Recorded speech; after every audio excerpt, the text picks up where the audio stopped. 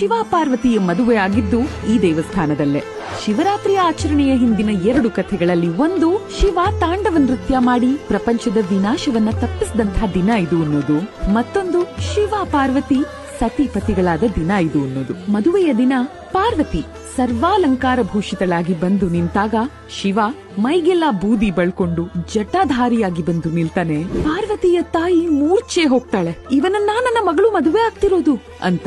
ಆಗ ಶಿವ ಪುನಃ ಹೋಗಿ ಮದುವೆ ಗಂಡಿನ ಹಾಗೆ ಸುಂದರ ವೇಷಧಾರಿಯಾಗಿ ಬಂದ್ ನಿಲ್ತಾನೆ. ಈ ಬಾರಿ ಆತನ ಸೌಂದರ್ಯವನ್ನು ನೋಡಿ ಎಲ್ಲರೂ ನಿಬ್ಬೆರಗಾಗಿ ಹೋಗ್ತಾರೆ. ಆತನ ಎತ್ತರವೇ 9 ಅಡಿ ಇತ್ತು ಅನ್ನತ್ತೆ ಪುರಾಣಗಳು. ಅಷ್ಟಕ್ಕೂ ಇವರಿಬ್ಬರ ಮದುವೆ ಆಗಿದ್ದು ಎಲ್ ಗೊತ್ತಾ? ಉತ್ತರಾಖಂಡ್ನ ತ್ರಿಯುಗಿ ನಾರಾಯಣ ದೇವಸ್ಥಾನದಲ್ಲಿ. ಸಾಕ್ಷಾತ್ ವಿಷ್ಣು ಇವರಿಬ್ಬರ ಮದುವೆಗೆ ಸಾಕ್ಷಿಯಾಗಿದ್ದ. ಇವತ್ತಿಗೂ ದೇವಸ್ಥಾನದ ಮುಂದೆ ಒಂದು ಹೋಮಕುಂಡದಲ್ಲಿ ಅಗ್ನಿ ಶಿವ ಪಾರ್ವತಿಯರು ಮದುವೆ ಆದ ದಿನದಿಂದ ಇವತ್ತಿನವರೆಗೂ ಉರಿತಾನೇ ಇದೆ.